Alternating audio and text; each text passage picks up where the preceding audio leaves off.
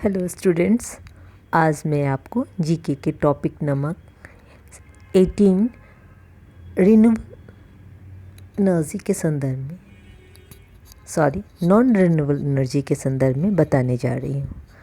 Non renewable energy sources के संदर्भ मुख्य रूप से हम अपने जीवन में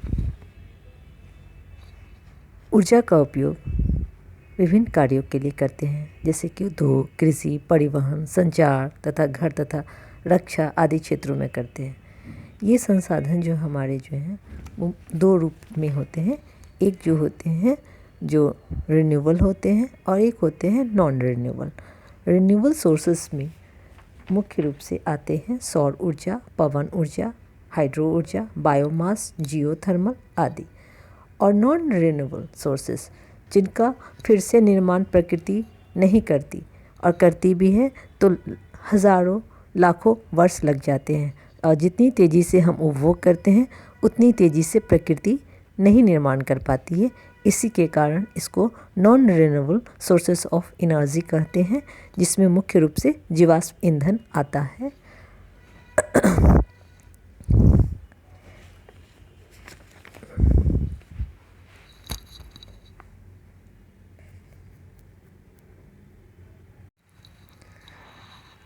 जीवाश्म ईंधन पौधे तथा जानवरों के अवशेष पृथ्वी के अंदर हजारों वर्षों में तक दबे रहने के कारण ताप तथा दबाव के कारण जीवाश्म ईंधन में बदल जाते हैं, जैसे कोयला, पेट्रोलियम, नेचुरल गैस। यह जीवाश्म ईंधन सीमित मात्रा में है। जनसंख्या में वृद्धि होने से इसके उपभोग में वृद्धि हो रही है, लेकिन इसके निर्माण की दर उपभोग की दर से कम है। इससे यह संभव है कि यह जल्द ही समाप्त हो सकता है। कोयला पहला टॉपिक है इसका। यह बड़ी मात्रा में पाया जाने वाला जीवाश्म ईंधन है। इसका उपयोग घरेलू ईंधन, स्टील उद्योग, स्टीम इंजन, विद्युत उत्पादन आदि क्षेत्रों में किया जाता है। कोयला से जो विद्युत प्राप्त होता है उसे तापीय शक्ति कहते हैं। Thermal power. इसकी उत्पत्ति हजारों वर्षों तक जब विशाल पेड़ पौधे के सड़े गले अवशेष दलदल में दबते जाते हैं और जब ताप तथा दबाव से उस पर पड़ता है तो वो कोल बनता है। पृथ्वी के अंदर हजारों वर्षों तक दबे रहने के कारण ही इसे ब्यूराइट सनशाइन कहते हैं, अंतर्हित धूप। अतः कोयले को ब्यूराइट सनशाइन या अंतर्हित धूप भी कहा जाता है। इसके मुख्य उत्पादक देश जो है विश्व में चीन, अमेरिका, भारत, रूस, दक्षिण अफ्रीका, फ्रांस हैं। भारत में प्रमुख क्षेत्र रानीगंज वेस्ट बंगाल में है। झरिया और धनबाद जो है वो झरिया, धनबाद, बोकारो झारखंड में है, और छत्तीसगढ़ भी इसका प्रमुख उत्पादक क्षेत्र है।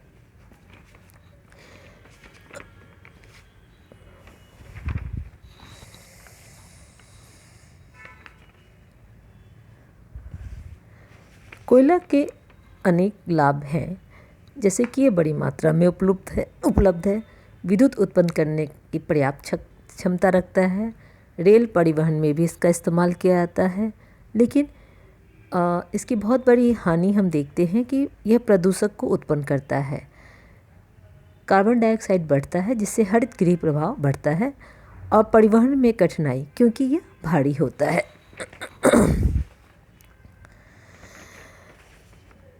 अब दूसरा जीवाश्म ईंधन जो बहुत प्रमुख ईंधन है वो है पेट्रोलियम। पेट्रोलियम शब्द लैटिन से प्राप्त हुआ है। लैटिन शब्द पेट्रा का अर्थ है चट्टान या सैल, ओलियम का अर्थ तेल है। इस प्रकार पेट्रोलियम का अर्थ होता है चट्टान, तेल। यह जो है काले गाढ़े रंग का द्रव्य होता है जो जमीन से पाइप के माध्यम से निकाला जाता है। इसका उपयोग गाड़ी में, साइकिल को चरमराने से रोकने में और विभिन्न प्रकार के उद्योगों में किया जाता है। यह पेट्रोलियम ऑफ सी तथा तटीय क्षेत्रों में पाया जाता है। इसको क्रूड ऑयल रूप में प्राप्त किया जाता है, फिर इसे रिफाइन किया जाता है। रिफाइनरी में क्रूड ऑयल से डीजल, पेट्रोल, केरोसिन, मोम, प्लास्टिक तथा लुब्रिकेंट प्राप्त होता है, और इससे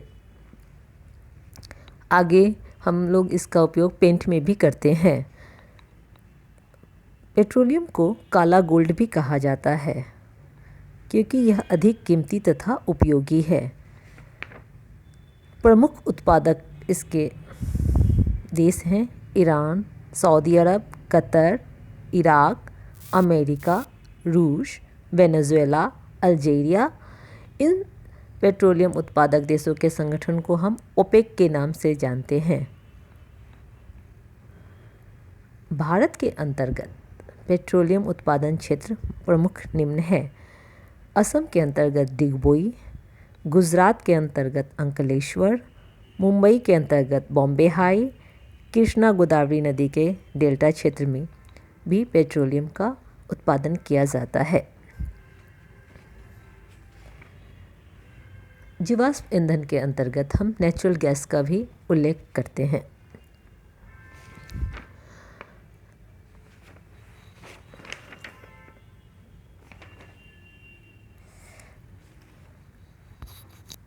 पेट्रोलियम के कुछ लाभ हैं, जैसे कि ये परिवहन में इसकी आसानी है।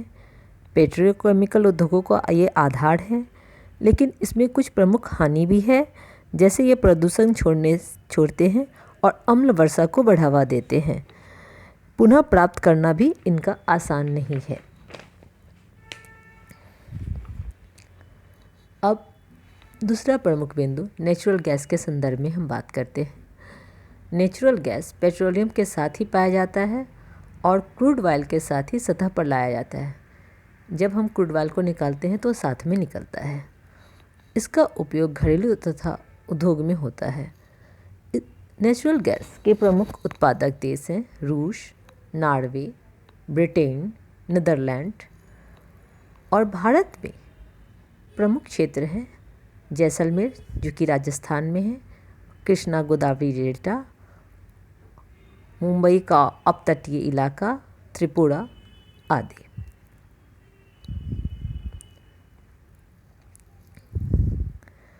इसके कुछ लाभ हैं तो कुछ हानि भी है, जैसे कि यह परिवहन में आसान है। तेल तथा कोयला की तुलना में स्वच्छ ऊर्जा होता है, लेकिन इसकी हानि अगर हम देखते हैं तो इसके जलने से जहरीला प्रदूषक निकलता है और जिसके कारण मनुष्य के स्वास्थ्य और वातावरण दोनों को नुकसान पहुंचता है। इन सब का विकल्प सीएनजी के रूप में देखा जा सकता है। यह पर्यावरण मित्र है, वाहन ईंधन है, तथा यह पेट्रोल तथा डीजल की तुलना में कम प्रदूषण उत्पन्न करता है। सीएनजी का full form compressed natural gas होता है। इसके अलावा और विकल्प भी हम देख सकते हैं, जैसे कि आजकल इलेक्ट्रिक गाड़ी, बैटरी गाड़ी और सूर्य के प्रकाश से चलने वाली गाड़ियां आदि इसके विकल्प के रूप में देखे जा सकते हैं।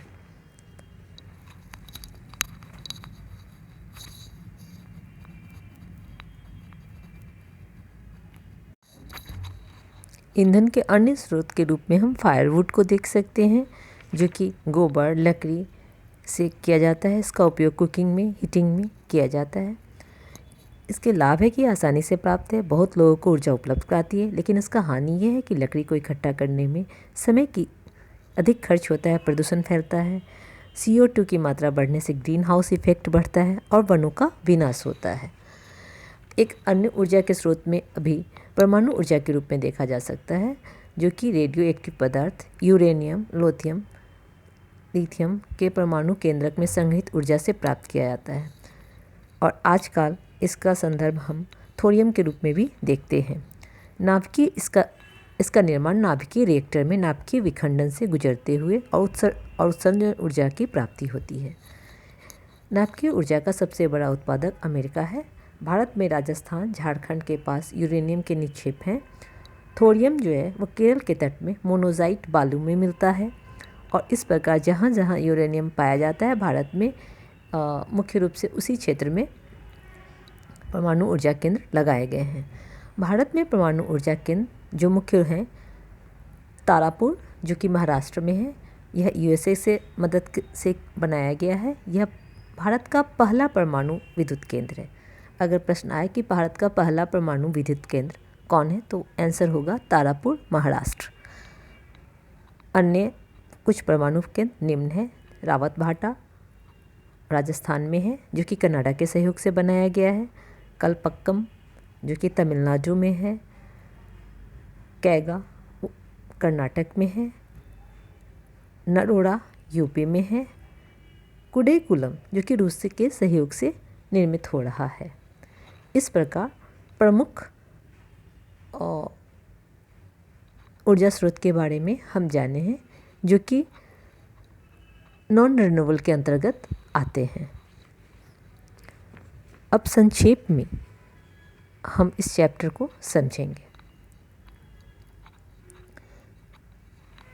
जो भी ईंधन के स्रोत हैं उसके हानि के रूप में मुख्य रूप से हम देखते हैं कि वो जब गंदा धुआं छोड़ते हैं, खासकर जो पेट्रोलियम उत्पाद वाले, तो उससे हमें खांसी, वोमिटिंग और फेफड़े में इन्फेक्शन हो सकता है। तेज साउंड से हमारे कान खराब हो सकते हैं। और ये जो पेट्रोल और डीजल है मुख्य रूप से वो हमें प्रकृति ही बनाती है, मनुष्य इसको निर्मित कर ही नहीं सकता है। और चूँकि ये हर जगह उपलब्ध नहीं है। यह काले रंग का थिक और स्टिकी होता है। पेट्रोलियम के से ही हमें पेट्रोल, डीजल, केरोसिन, एलपीजी जिसे हम कुकिंग गैस कहते हैं, जिसमें मुख्य रूप से ब्यूटेन और प्रोपेन होता है, सीएनजी आदि, सीएनजी, कोलतार, wax, grease, fuel of aircraft, plastic, paints आदि की प्राप्ति होती है।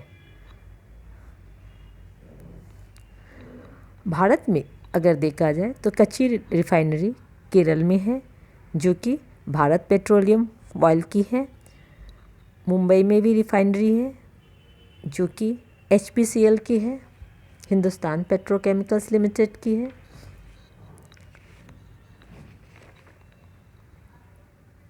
जमीन के नीचे पेट्रोल, डीजल के अलावा कोल, आयरन, बॉक्साइट आदि मिनरल पाए जाते हैं।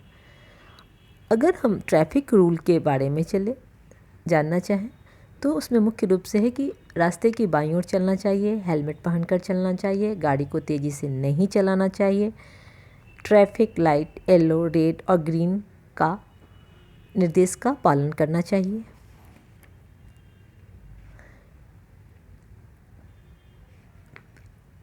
अब अगर प्रश्न है कि पेट्रोल और डीजल की बचत किस प्रकार से हो सकती है, तो उसके लिए हमें निम्न बिंदुओं का ध्यान रखना चाहिए। से गाड़ी का इंजन रेड लाइट पर ट्रैफिक में बंद कर देना चाहिए। पब्लिक ट्रांसपोर्ट यथा बस, मेट्रो आदि का यूज ज़्यादा करना चाहिए, क्योंकि अगर ज़्यादा वाहन होंगे तो प्रदूषण और शोर ज़्यादा हो जाएगा। कार के शेयरिंग पर बल देना चाहिए। साइकिल यूज़ करना चाहिए। सोलर एनर्जी खाना पकाने में यूज़ करना चाहिए। नज़दीक की दूरी पैदल तय करनी चाहिए। रिक्शा, घोड़ा गाड़ी आदि बिना फ्यूल वाले वाहन का भी प्रयोग को बढ़ावा देना चाहिए। बैटरी के वाहन आजकल आ रहे हैं, इलेक्ट्रिक वाहन आ रहे हैं, सोलर वाहन आ रहे हैं, उसका भी प्रयोग बढ़ाना चाहिए।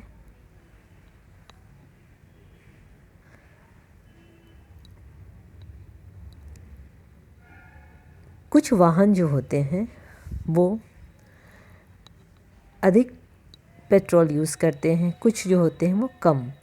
उस हिसाब से इसलिए सार्वजनिक परिवहन का इस्तेमाल करना चाहिए। जैसे कि स्कूटर है, वह 1 लीटर में 40 से 50 किलोमीटर चलता है। कार जो है 15 से 20 किलोमीटर चलती है। ट्रैक्टर 10 से 12 किलोमीटर चलती है।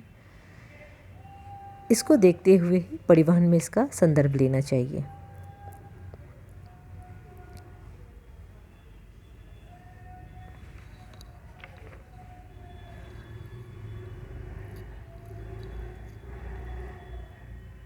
डीजल का यूज़ कार, बस, ट्रैक्टर, ट्रेन में, जनरेटर में, फैक्ट्री के मशीन के संचालन के लिए करते हैं।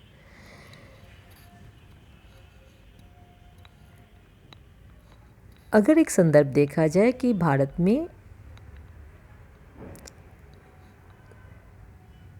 खाना पकाने के लिए पहले किन वस्तुओं का उपयोग किया जाता था और अब किस ईंधन का उपयोग किया जाता है, जैसे कि 80 के दशक में लकड़ी, उपला और कोल का प्रयोग ज़्यादा किया जाता था। अब एलपीजी की ओर ज़्यादा प्रयोग होता है। अगर हम देखें कि साइकिल को हाईवे पर नहीं दिखाई देती क्योंकि वहाँ फास्ट मूविंग व्हीकल चलते हैं। अगर लकड़ी गीली हो तो वो धुआं ज़्यादा देती है, कार्बन डाइऑक्साइड ज़्यादा देती है।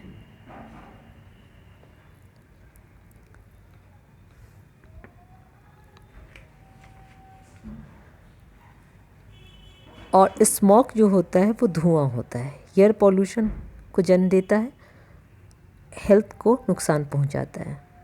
नॉइज़ पॉल्यूशन में अगर हम लोग लंबे समय तक रहें तो वह बहरा बना सकती है। सनलाइट हमारे पास अनलिमिटेड सोर्स है और प्रदूषण भी नहीं होता है।